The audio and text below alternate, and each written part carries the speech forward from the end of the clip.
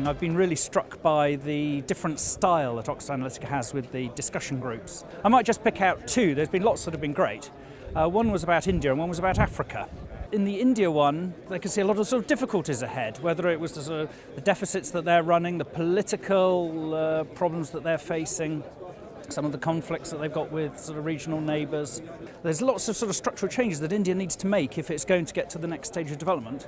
And that was contrasted with Africa, which sub-Saharan Africa, of course, is a much poorer region on average than India. And yet there was a more cautious optimism about that. The dynamism that people were talking about in many different African countries, I thought, was really quite striking.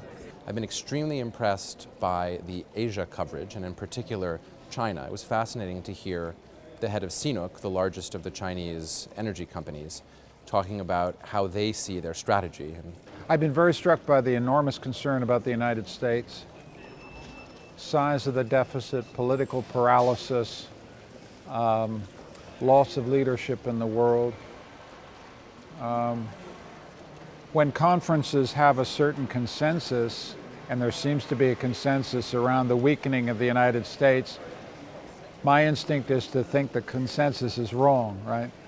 But I can report that there is a feeling of great concern about the United States and its future, and a concern about what the world looks like if the United States isn't playing a leadership role. We're living through a time right now, and certainly last year has demonstrated that we're in a period of enormous change.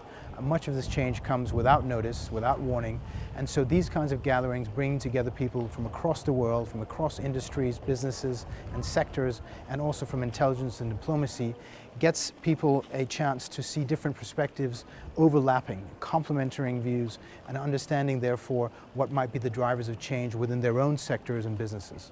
The problems we face.